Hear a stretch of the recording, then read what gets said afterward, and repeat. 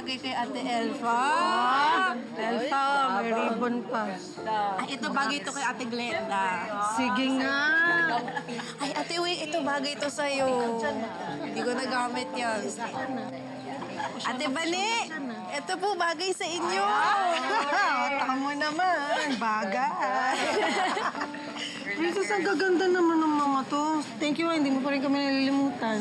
Siyempre naman po, pamilya tayo dito.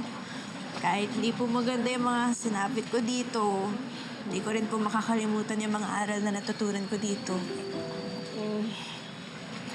Princess, mabuti talagang kalooban mo. Alam mo, makalabas lang ako dito. Resbakan ko yung libi na yan, tsaka yung kasabwat niya. Ano ba talaga kilala ko sa'yo yun? Nagulo po yung buhay ko dahil sa isang maling akusasyon. Ang dami ko pong nasayang na oras. At kaysa makalimutan ko po yun, lalo po akong hindi matatahimik. Dahil nasa paligid ko lang po yung taong nanggugulo sa akin. Lalo na po ngayon, alam ko nang may kasabwat si Libby. Sana po balang araw mawala na yung bigat na nararamdaman ko. Oh, may bisita tayo. Sisilipin niya yung mga gawa niyo sa workshop. Baka pakyawin pa. Ma'am Shirley? Princess?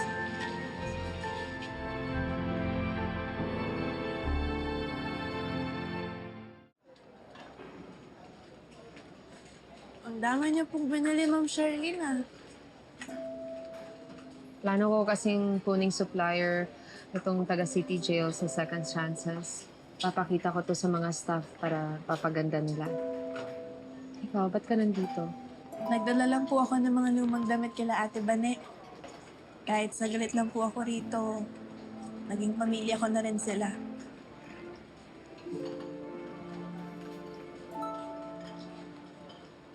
Ma'am Charlene, Claire. Ang hirap lang kasing pag-usapan kapag pamilya. Kapag pamilya yung dahilan kung bakit ka nasasaktan. naiintindihan ko po kayo, Ma'am Charlene. Kaya, lagi ko na lang po iniisip na minsan, may mga ginagawa po tayong bagay kahit hindi natin gusto. Kahit mahirap, titiisin po natin para sa pamilya natin. Nagsasakripisyo po tayo para sa pamilya natin dahil mahal natin sila. Kahit nababaliwala na po yung kaligayahan na para sa atin. Ganon naman po yun, di ba? Hanggang kailan ka magtitiis? Hanggang kailan ka magsasakripisyo? Alam mo kung paulit-ulit ka na nasasaktan, mauubos ka rin. Baka wala ka nang matira sa sarili.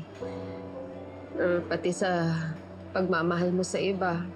Or yung natitirang pagmamahal mo sa mahal mo sa buhay. Ayaw ko mangyari yun sa akin. Hanggat kaya naman po, Ma'am Sherlyn. Hanggat may kaya pong ibigay, ibibigay. Kaya nung sinabi po sa akin ni tatay na aalis na po kami at pupunta ng Bicol, sige lang, iintindihin ko po yun. Kahit mahirap po sa una, dahil mahal ko siya, gagawin ko. Hanggat kaya ko pong ibigay. Tama ka, Princess. Hindi ko alam kung bakit biglang nagkakaganyan ang daddy mo. Pero alam kong ginagawa niya yun dahil mahal ka niya. Gusto lang niya yung ikakabuti para sa'yo. Alam ko na isa ako sa malulungkot na kailangan natin mag-iwasan dahil sa kasunduan. Pero yun ang hinihiling ng tatay mo.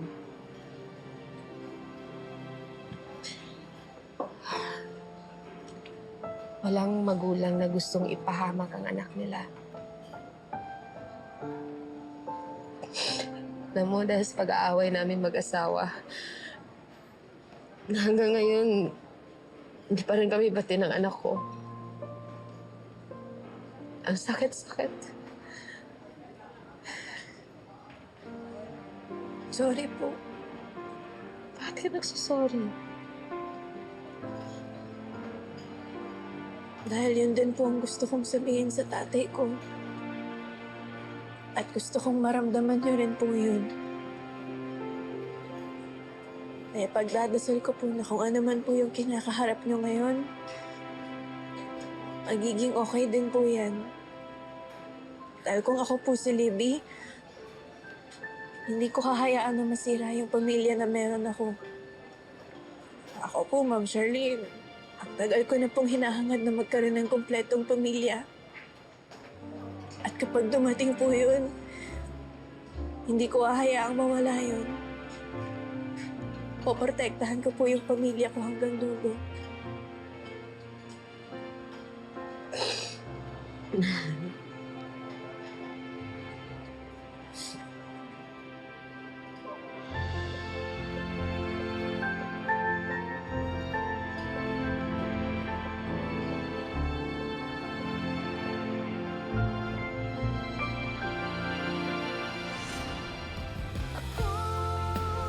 Ako'y pinanggo ng kahapon. Bawat araw ay tila hamon. Ngunit ang puso ko ay hindi magkukulang magmamahal. Kanina pa kita tinatawagan, hindi mo ina-answer yung mga calls ko. I really need you right now. Ano kapag nabuking tayo? After school, pupuntahan kita. Once and for all, kailangan natin malaman kung sino yung tumutulong sa kanya. Malakas ang kutob ko na kilala natin yung taong yun. Ikaw ang kasabot ni Libby? Pupuntahan ko si Raymond. Kakausapin ko siya para sa anak namin.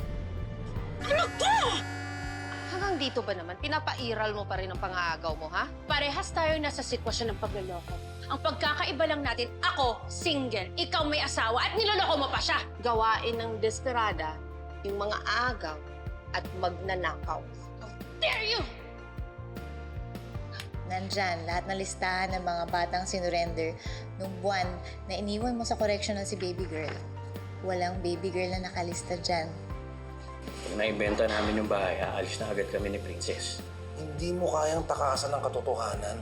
Kung si Divina lang magiging nanay ni Princess, mas mabuti pa ilayo ko na lang siya. Wala akong tiwala sa babae na yan. Miss Divina? Nasaan ang tatay mo? Wala po siya dito. Bakit niyo po siya hinahanap? Ganito ako. To baby girl. Si Princess. Si Princess ang anak ni Charlene!